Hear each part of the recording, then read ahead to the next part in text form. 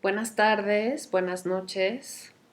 Eh, pues ante todo quiero agradecer a las doctoras Yadira Méndez y Cintia Ruiz, investigadoras del Centro de Investigaciones en Geografía Ambiental, por la invitación a colaborar con la recién creada Comisión de Género de la UNAM mediante esta charla.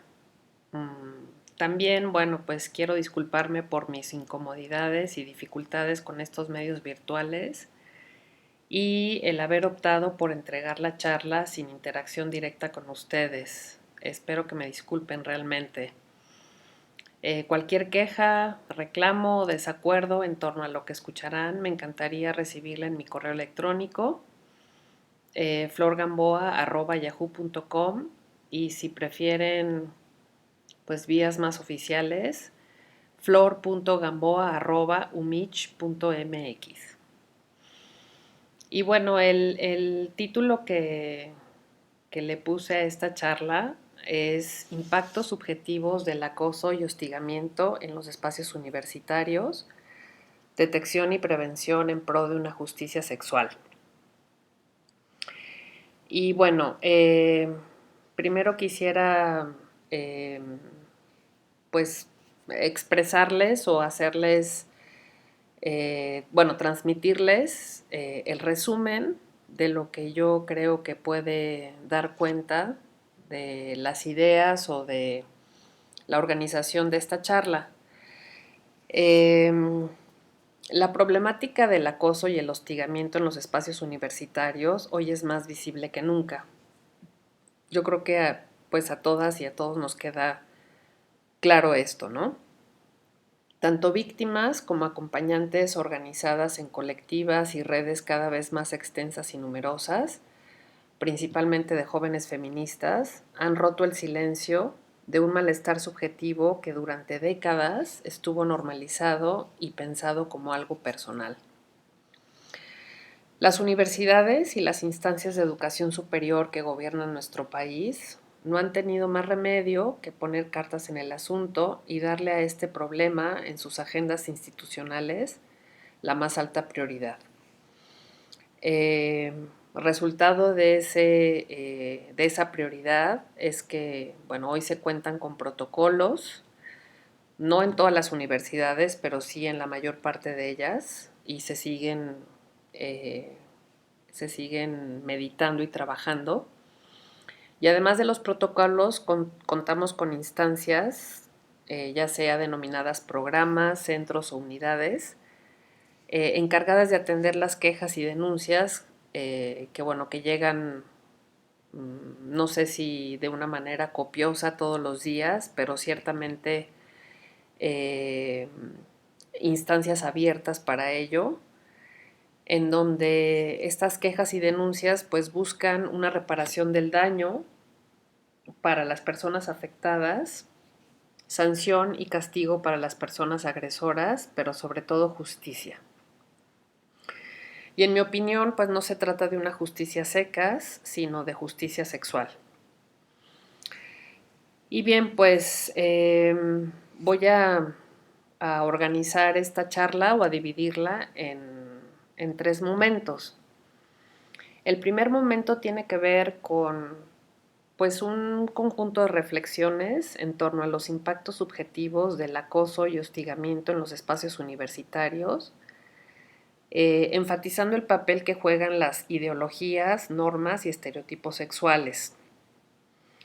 En un segundo momento, pues intentaré plantear algunas formas de detección o localización de casos de acoso y hostigamiento en el espacio universitario desde el lugar de profesoras o profesores que ocupamos. En ese sentido, sí estoy como dirigiendo realmente la brújula de esta detección a ese lugar. Y en un tercer momento, pues avanzaré algunas propuestas de prevención que expondrán la importancia de la participación de toda la comunidad universitaria, principalmente de profesorado y alumnado. Yo creo que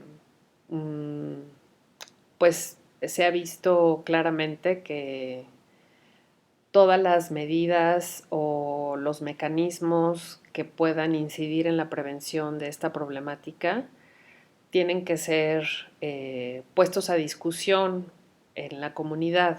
Tiene que ser algo que emane desde las bases y no solamente como indicaciones o prescripciones de las cúpulas o de las autoridades.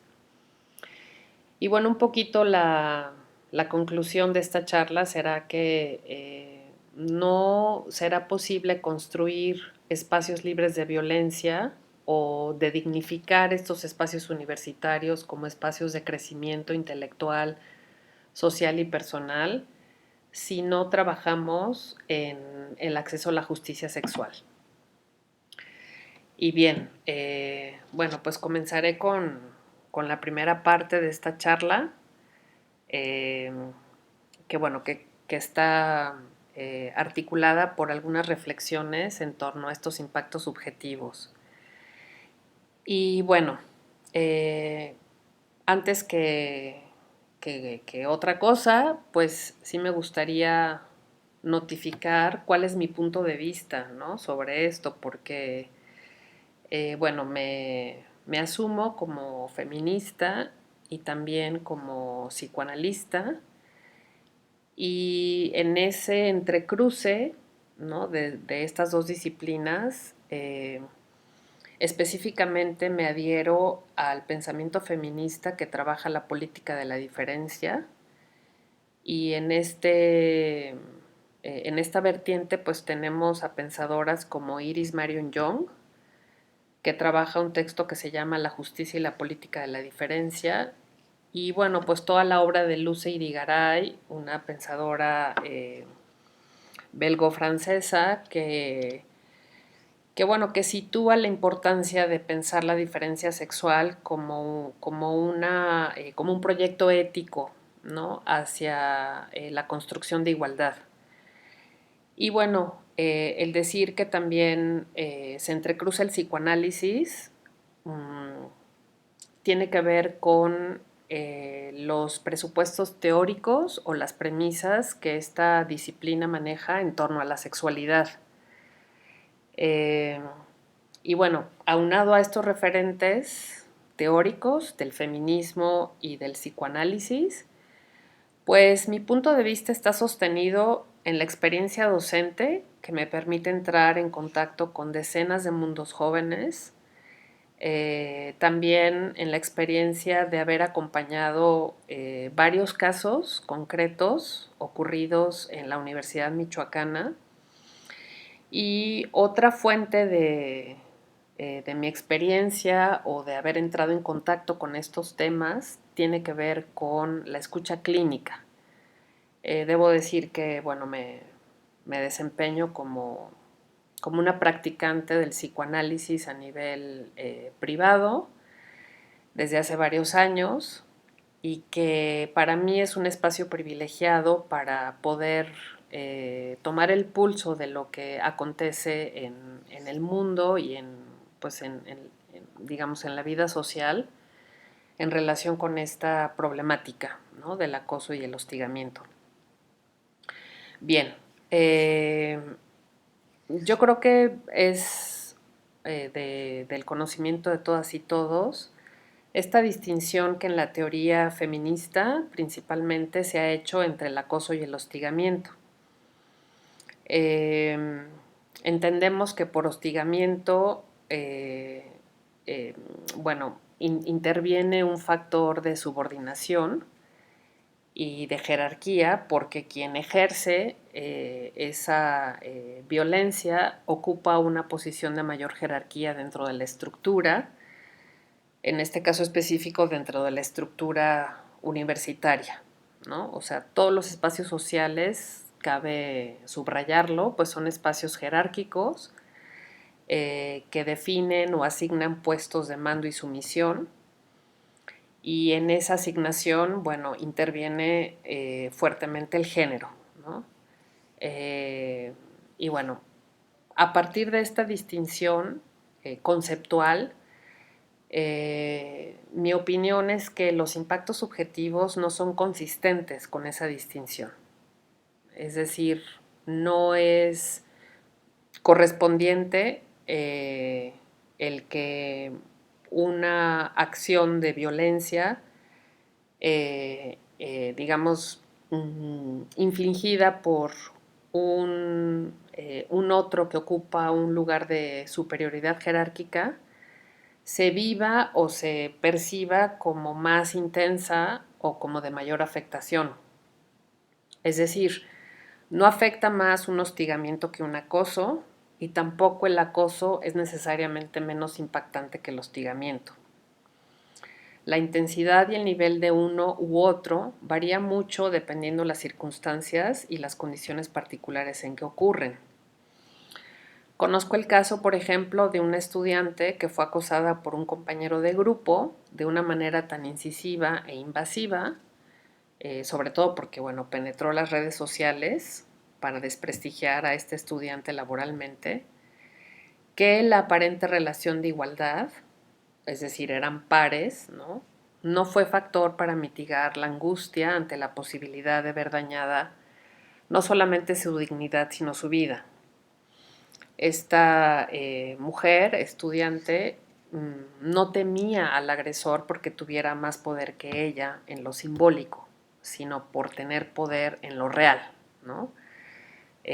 Aquí es importante señalar que estas directrices para pensar en el tema del acoso y hostigamiento enfocadas en la cantidad o sí, como en la intensidad, pues desconocen las especificidades en las que esa violencia ocurre, ¿no? Bueno, con esto en mente hago referencia a los impactos subjetivos que yo he encontrado en los casos que he conocido. Eh, Quisiera también decir que, bueno, el tema del acoso y el hostigamiento llegó a mí por azar, o sea, no fue algo que yo deliberadamente buscara, ¿no? Y esto ocurrió más o menos en el 2009, cuando por primera vez fui solicitada para intervenir en un caso de acoso que se estaba presentando en la universidad, afectando a una de las estudiantes, a un estudiante. Y a partir de ahí, bueno, pues en ese azar,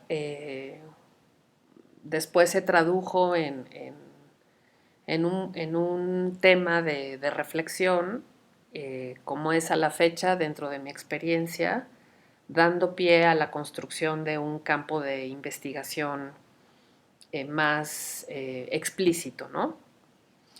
Bueno, regresando un poquito a los impactos subjetivos y tomando en cuenta mi formación como psicoanalista, quiero eh, plantear que estos impactos corresponden a lo que Freud consignó como diques anímicos o diques pulsionales, ¿no? Esto, en palabras menos técnicas, quiere decir que son modalidades de resolución de la pulsión sexual o de defensa frente a ella, ¿no? Es decir, cómo encaramos los sujetos adultos eh, el empuje de esa pulsión que, no está de más decir, es parte de un componente constitucional del ser humano, ¿no? Y se equipara en poderío a la pulsión de muerte o a la pulsión destructiva. En términos generales podríamos decir que la pulsión sexual es una tendencia a la vida, al lazo, a, a la construcción de puentes entre unos y otros. Y digamos que la expresión más, pues digamos, más clara de su empuje es el amor, ¿no? Es el eros. Bueno, eh, estas formas de resolver o de enfrentar los embates de esta pulsión sexual son tres básicos: la vergüenza, el asco y el pudor.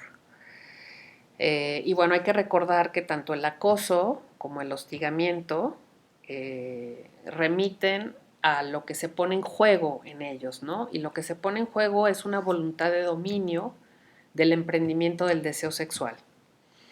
Hay un ejercicio monopólico de imposición que acapara los tiempos y formas en que debe ser lanzado al ruedo, incitado el deseo sexual de un sujeto. Y en ese monopolio casi casi se indica hasta los por dónde y hasta dónde, ¿no? Hemos escuchado mucho esas expresiones de que lo único que quería alguien al imponer su voluntad, digamos, erótica, era solo un besito, ¿no? Esta voluntad acaparadora que borra el espacio de mediación de la diferencia, en el que se apuesta al uno, ¿no? Rompe el pacto de legalidad por el cual se instituyen formas y regulaciones del espacio social donde se encuentran los cuerpos y los sexos. Y bueno, en todos los casos que me ha tocado acompañar o escuchar, sin excepción, uno de los impactos subjetivos es el sentimiento de vergüenza que se liga a la culpa. Y la vergüenza es un afecto primario de la relación con el otro, pero que el otro, con mayúscula, y esto es un concepto psicoanalítico que tiene que ver con el orden simbólico o con la cultura, destituye cuando goza con la mirada, ¿no? Sabemos que el acoso y hostigamiento pasan necesariamente por la mirada, miradas lascivas, se dice, que son las que desnudan al sujeto y lo colocan en una posición pasiva que a veces tiene efectos paralizantes que derivan en culpa. Culpa por la manera en que se va vestida, por la manera de caminar, por la manera de hablar, y con ello la víctima se adjudica la responsabilidad de haber sido agredida. Esto creo que lo hemos machacado mucho las feministas, ¿no? Esto que tiene que ver con la revictimización o con la doble victimización, ¿no? Cuando no se entiende que ninguna, digamos, ningún aditamento estético, ¿no? Del cuerpo o la manera en que se elige llevar el cuerpo socialmente es inmediatamente causal de agresión, ¿no? Por otra parte, bueno, el asco es una reacción que, digamos, se traduce en un rechazo hacia los roces físicos indeseados, hacia las propuestas sexuales no solicitadas, porque en esas aproximaciones no se considera lo que la persona acosada requiere para despertar su propio deseo. La imposición se enfrenta con asco para resolver de alguna manera esa intromisión al terreno privado. Y finalmente el pudor, que sirve como protección al sujeto, se ve obstaculizado cuando una voluntad impudorosa se deja caer para desvelar la naturaleza descarnada de la pulsión sexual. El pudor sirve al sujeto para protegerlo frente al horror de sus propias pulsiones sexuales, de esas que preferiría no saber nada porque carecen de gobierno y podrían gobernarlo con consecuencias a veces dramáticas.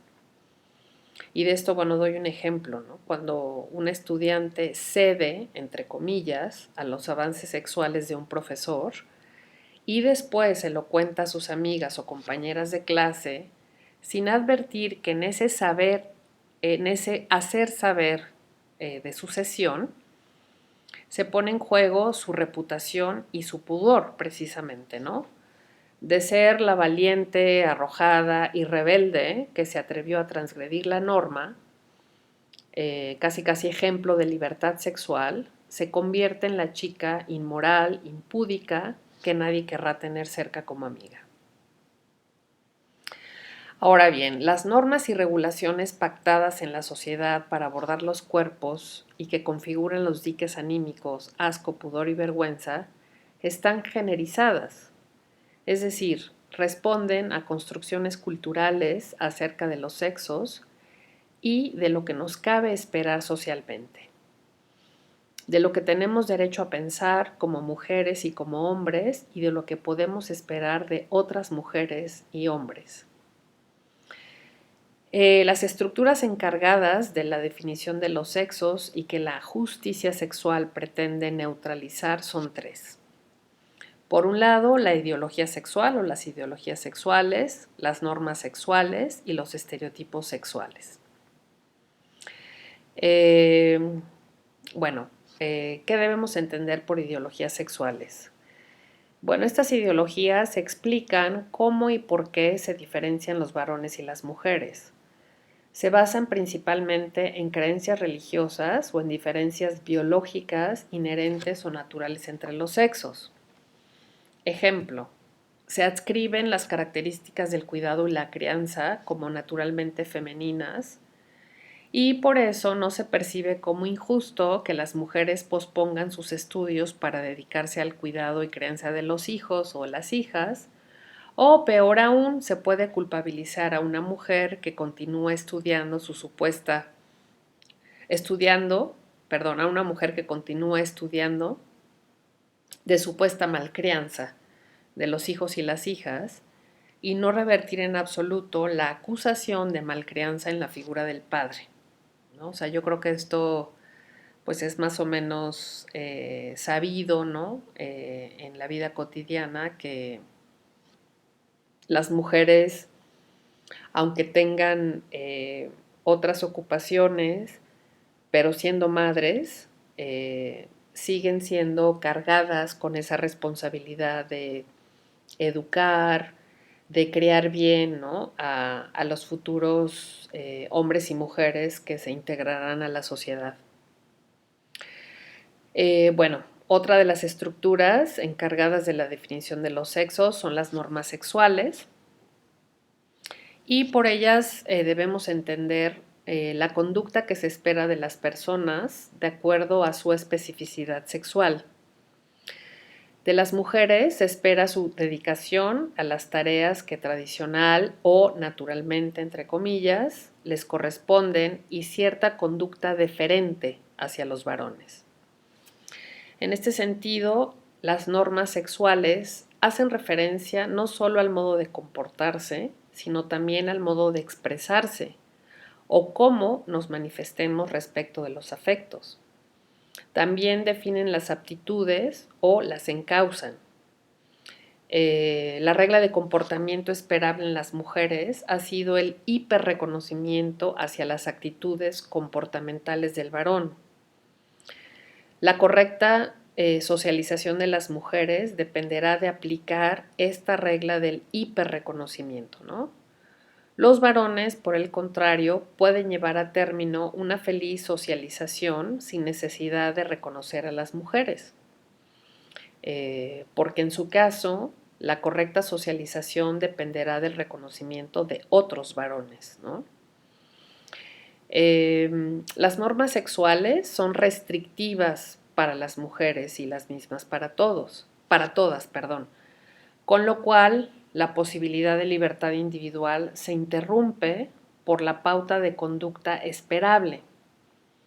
Y bueno, en este apartado pues podemos enumerar un sinfín de esas conductas esperables, ¿no? Por ejemplo, la forma de vestir, la posición en el matrimonio, la responsabilidad doméstica y la vivencia de la sexualidad, ¿no? Hay todo un repertorio de estas conductas deseables o esperables para las mujeres que abarcan prácticamente toda la esfera de su existencia, ¿no?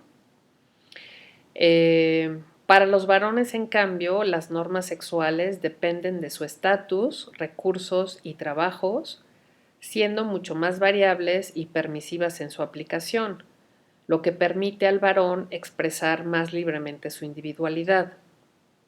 No sé si este punto queda claro, pero bueno, a lo mejor para abonar en esa clarificación, yo diría que las normas sexuales para las mujeres son, digamos, están determinadas por un esquema unitario, ¿no?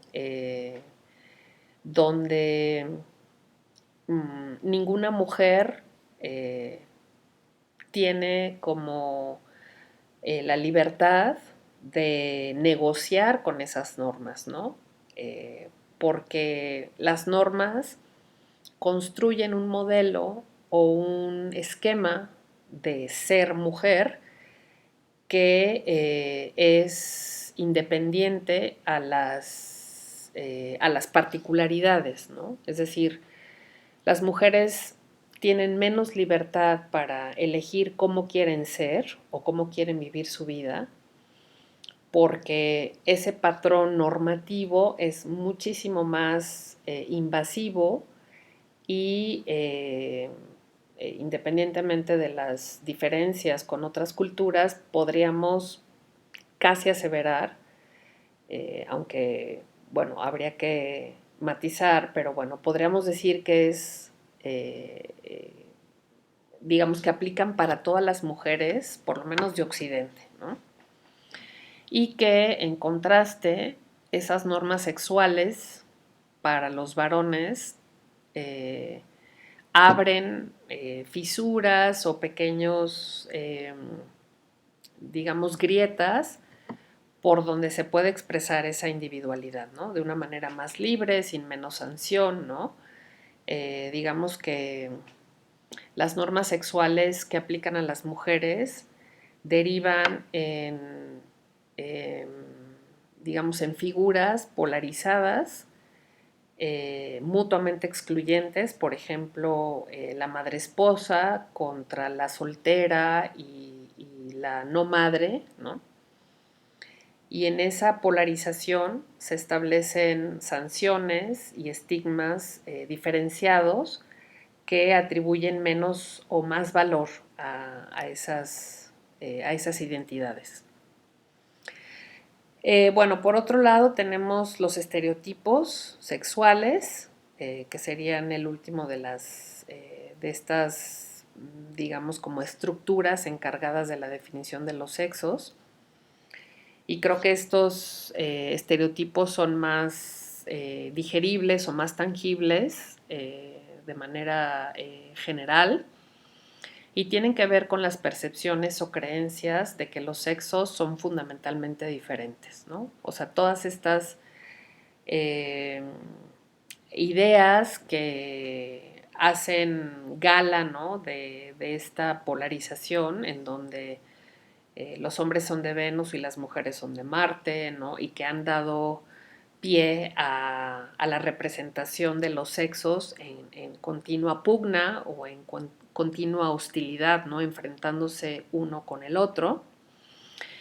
Y tienden a inducir una percepción selectiva que centra la atención en fenómenos que apoyan el estereotipo y que excluye la evidencia que no lo confirma, ¿no? Los estereotipos fijan a las mujeres como la mujer, así como un universal, negando la individualidad o la particularidad. Y las consecuencias de ese estereotipo es que ponen trabas a nuestra decisión como mujeres, ponen consejos varoniles a nuestra voluntad, pautas a nuestros sentimientos, modelos de feminidad a nuestros cuerpos y niños y niñas en nuestros regazos. Un ejemplo muy claro de estos estereotipos son las mujeres representadas en medios de comunicación como objetos sexuales, ¿no? Y esto, bueno, se ha ido, eh, digamos, trasladando a muchos espacios de productos culturales como canciones, películas, literatura, ¿no? Que exacerban esta condición de las mujeres como cuerpos, ¿no? Pero no cuerpos a secas, sino cuerpos, digamos, sexuales, deseantes y que en un momento dado tienen eh, como que están en disponibilidad para ser apropiados, sobajados, utilizados y expropiados, ¿no? Bueno, bajo este enfoque de las estructuras que definen a los sexos, se torna evidente, me parece, ¿no?, que sean más mujeres que hombres quienes sufren de acoso u hostigamiento sexual, pues la cultura favorece y de alguna manera naturaliza la condición de víctima de las mujeres, en tanto favorece y naturaliza la condición sexual predatoria de los varones. Esta polarización es tan incierta como problemática porque oculta lo que cada mujer y cada hombre en su individualidad anhelan realmente respecto al otro sexo y las particulares maneras en que pueden expresarlo y concretarlo. Mientras las ideologías, las normas y los estereotipos sexuales predominen en nuestra manera de entender lo que implica desear y ser deseado, estaremos abonando en cavar la tumba del Eros y crucificando la feliz fluidez del encuentro. Yo creo que no solamente ha sido desde las posturas feministas, sino también desde algunas perspectivas filosóficas críticas, que digamos, como este destino, ¿no?, de erosionar el eros ha sido señalado, ¿no? Es decir, los estereotipos, las normas y las ideologías sexuales contribuyen a distanciar, separar, eh, polarizar los intereses, los anhelos y las expectativas que tienen los sexos respecto al otro, ¿no?, respecto al sexo del que difieren. Y bueno, pues yo creo que en este momento estamos atestiguando un crecimiento exponencial de la soledad, que precisamente representa pues un síntoma de este tiempo, ¿no? ¿Por qué nos está costando tanto trabajo a las mujeres, por una parte, eh, lanzarnos, ¿no?, como a las apuestas amorosas con los hombres, si esa es, digamos, como la orientación de nuestro deseo, pero también si nuestro deseo está orientado hacia personas de nuestro mismo sexo, bajo qué acuerdos, bajo qué nuevos códigos podemos tender esos lazos cuando parece ser que la polarización predomina, ¿no? Y nos hacen pensar que eh, la, digamos, la construcción de una feminidad más libertaria, menos dependiente de los varones, cuestiona, angustia a los varones, ¿no? A los varones que mantienen muy, digamos, como muy protegida su construcción de varones a partir de estas ideas de ser los seres que vienen a proveer, resolver, subsanar aquellos vacíos o aquellas faltas que se atribuyen propias del sexo femenino, ¿no? Bueno, ahora pasando a la segunda parte de esta charla, que tiene que ver con la detección o localización de casos de acoso y hostigamiento en el espacio universitario, desde nuestro lugar como profesoras o profesores. Bueno, yo lo que tengo que decir aquí es que la brújula para orientar la detección o localización de casos de acoso y hostigamiento, pues no puede ser otra que la de nuestro lugar como profesoras y profesores, ¿no? O sea, no hemos instituido en las universidades una instancia policíaca, ¿no? O sea, una instancia bueno, que designe centinelas de los abusos o de todas estas imposiciones del poder, ¿no? Sino que entra esa localización o esa detección en la esfera de nuestras competencias como docentes, ¿no? Y bueno, ¿cómo se puede emprender esta localización o detección de casos de acoso? Bueno, simplemente, bueno, esa es mi opinión, ¿no? En la medida en que logremos internalizar con toda conciencia que como profesoras y profesores simbolizamos poder y saber. Y si eh, tenemos ese acierto, ¿no? De, esta, de adquirir esa conciencia, pues sabremos que nuestro quehacer no está circunscrito únicamente a la transmisión, enseñanza de conocimientos dentro de una asignatura, ¿no?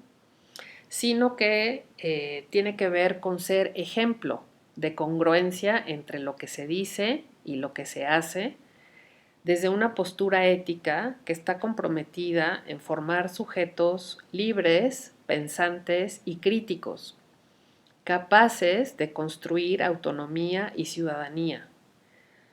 En ese entendido, tenemos que estar atentos y atentas a las normas, ideologías y estereotipos sexuales que nosotras y nosotros mismos reproducimos. Y también atentas y atentos a las que se reproducen en la comunidad universitaria, ¿no? Es decir, me parece que nuestro papel en este momento en las universidades no se puede limitar o reducir a ser transmisores de conocimiento, sino que también representamos esos pilares eh, digamos, de confianza en los que una estudiante o un estudiante se puede, a los que se puede acercar, ¿no?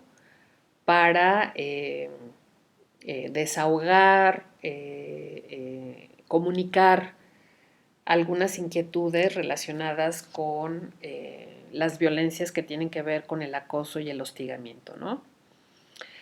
Y bueno, en mi experiencia, los casos de hostigamiento y acoso casi siempre llegan de primera mano a los oídos de un profesor o profesora, sea de manera directa, comunicados por quien lo está padeciendo o por terceras personas que preocupadas se acercan para comunicarlo. Es así como yo me he enterado, indirecta o directamente, cuando una de mis estudiantes está en esa situación, ¿no?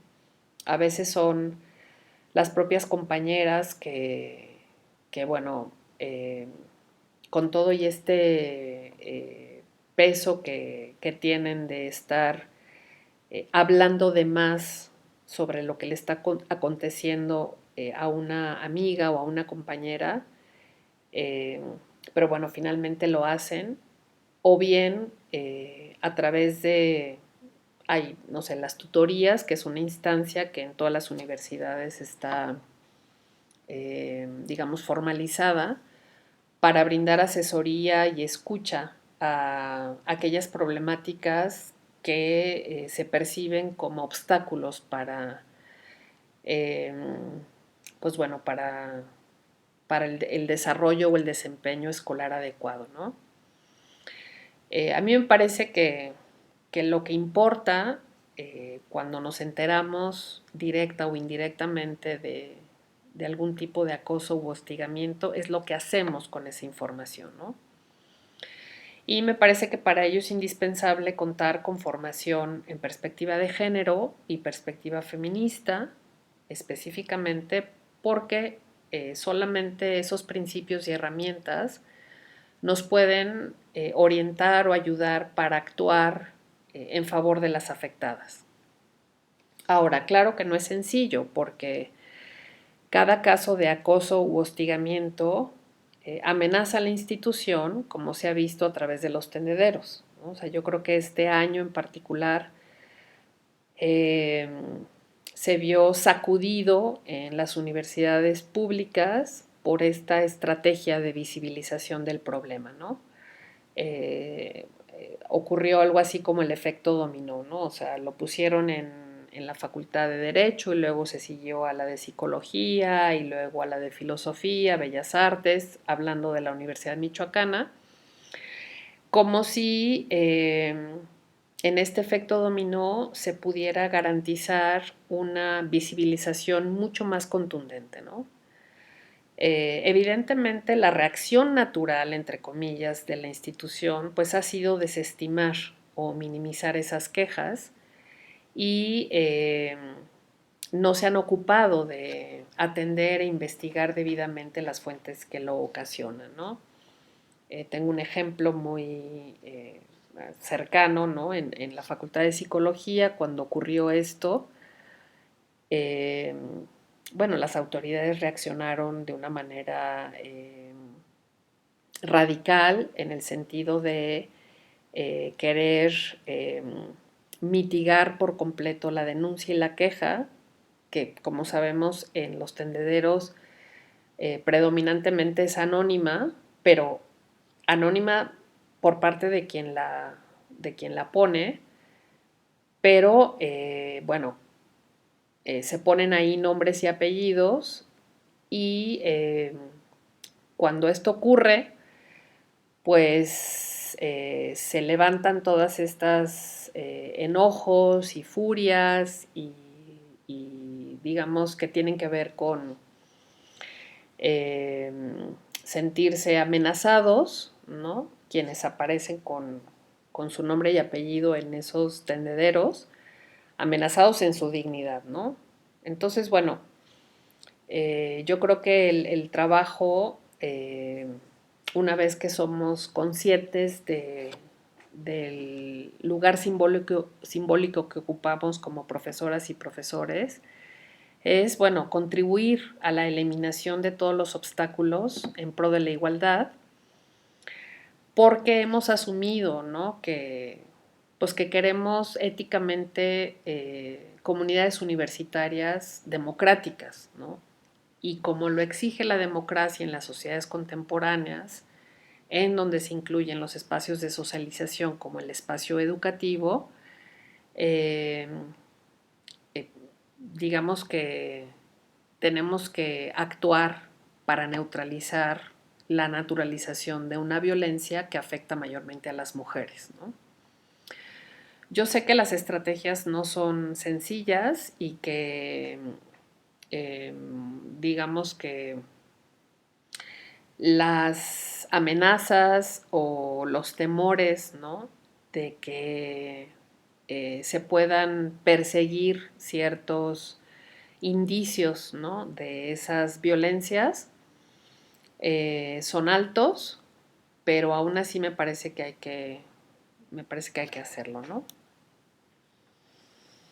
Mm, y bueno, por último, me gustaría hablar de algunas propuestas de intervención eh, orientadas hacia la prevención y que esas propuestas, pues, en mi opinión, necesariamente requieren de la participación de toda la comunidad universitaria, principalmente de profesorado y alumnado, ¿no?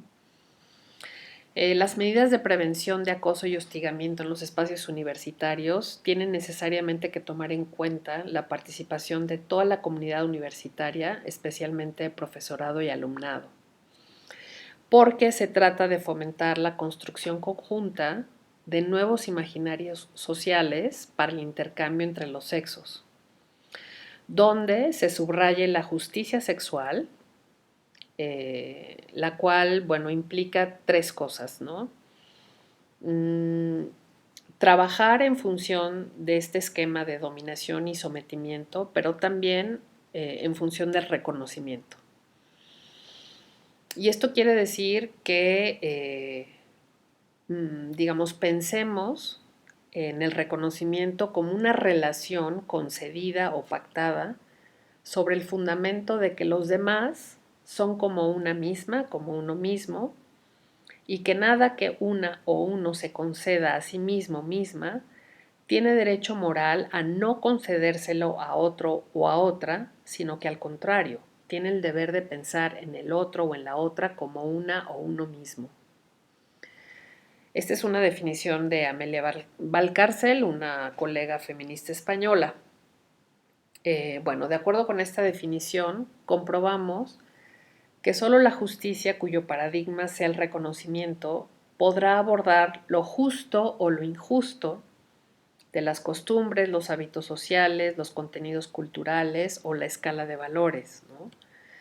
Y para eso, para llegar a esa justicia sexual en términos de prevención, no de prevención, sino en términos de acceso, es importante trabajar en estrategias de prevención que, como dije hace un momento, convoquen a toda la comunidad y bueno, en ese sentido, pues hay, digamos, actividades muy puntuales que seguramente se hacen, pero no orientadas con estos fines, ¿no? De crear nuevos imaginarios de relación entre los sexos.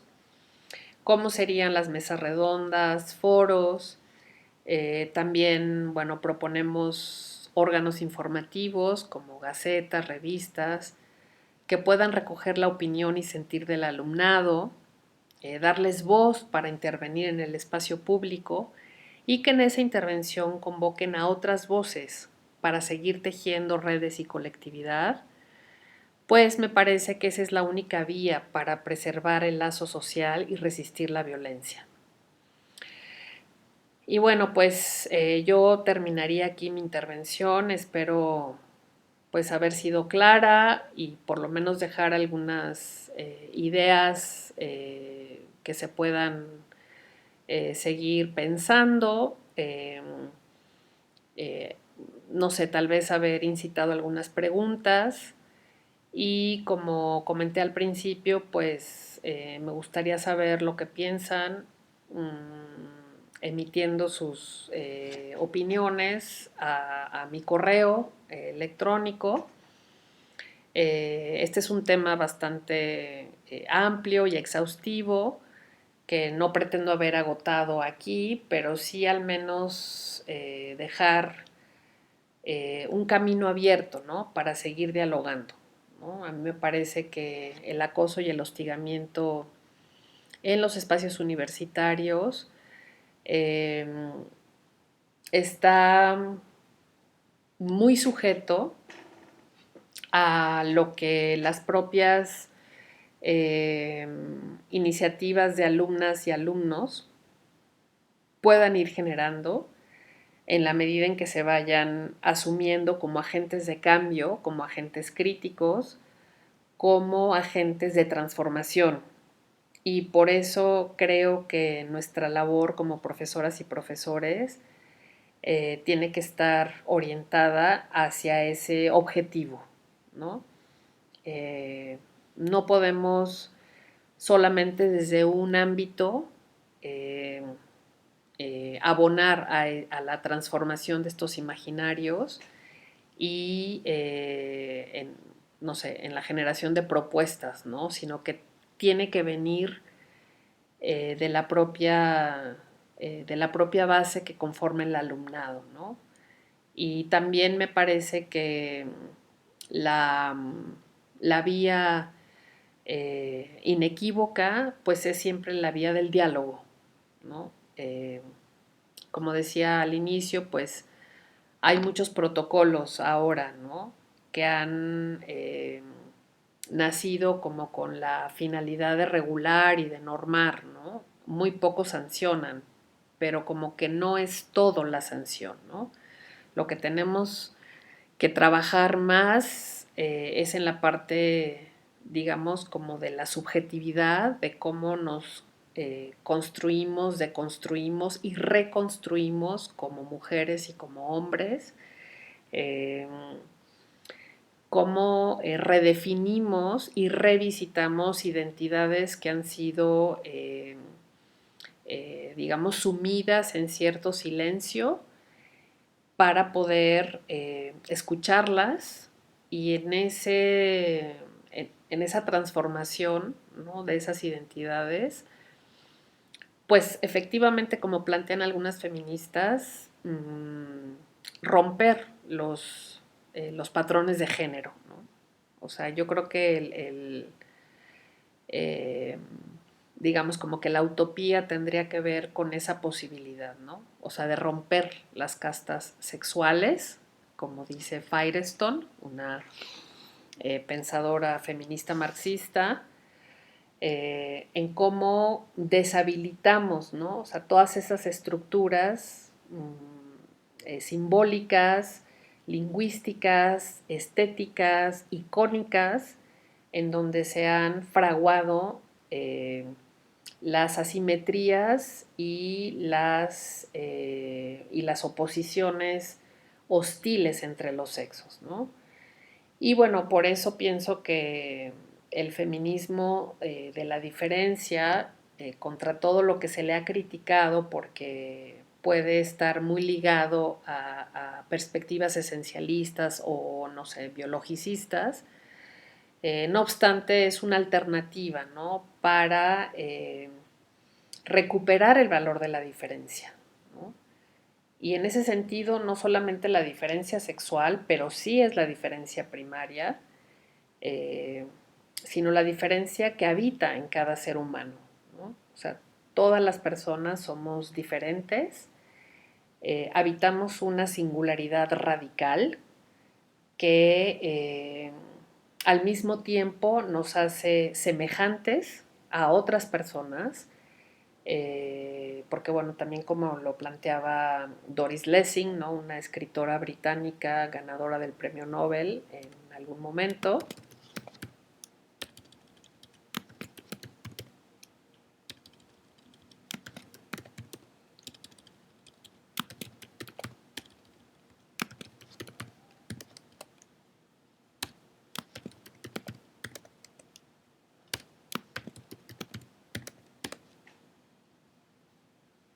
bueno, no sé si se cortó aquí la charla, pero bueno, decía que, como lo planteaba Doris Lessing, ganadora del Premio Nobel de Literatura en el 2007, no somos tan diferentes eh, unos y otras, otras y unos. Hay algo en nuestra constitución humana que nos hace semejantes, y un poquito la apuesta sería que esa semejanza no se tradujera en desigualdad, ¿no? El que estemos sometidos a un sistema de normalización, regulación de nuestros cuerpos, de nuestros sentires, de nuestras experiencias más íntimas, no quiere decir que no podamos subvertir esas regulaciones en pro de una mayor libertad. Y bueno, definitivamente el pensar en una sociedad donde no existe el género es pensar en una sociedad más humana, donde podamos relacionarnos a partir de lo que, digamos, como de lo que esta particularidad de cada quien tiene que enseñarnos o tiene que mostrarnos, ¿no? Del sí mismo o del sí misma, ¿no? El otro ser humano del que difiero es ahora sí que toda una caja de sorpresas y de asombros a las que me puedo acercar cuando confío en que ese otro, otra del que difiero, no usará esa diferencia para abusar, oprimir, lastimar, vejar o hacer mi vida indigna, ¿no? Entonces, bueno, pues así cerraría yo con esta charla, nuevamente agradeciendo a quienes me invitaron a participar y bueno, pues en esta circunstancia particular de la pandemia, creo que también no debemos soslayar estas implicaciones de digamos, del sistema de género en la manera de definir nuestra posibilidad de esperanza, en la manera de asumir esta condición frágil de nuestro cuerpo, de nuestra existencia, y fomentar una, pues instancias de mayor solidaridad con el semejante a propósito de esta justicia sexual, ¿no? Que como lo definió Amelia Valcárcel, tiene que ver con otorgarle al otro un reconocimiento de su ser y de su hacer, de su libertad, que me gustaría que me otorgara a mí misma o a mí mismo, ¿no? Y bueno, pues muchas gracias por su atención y por su escucha y que tengan buena noche.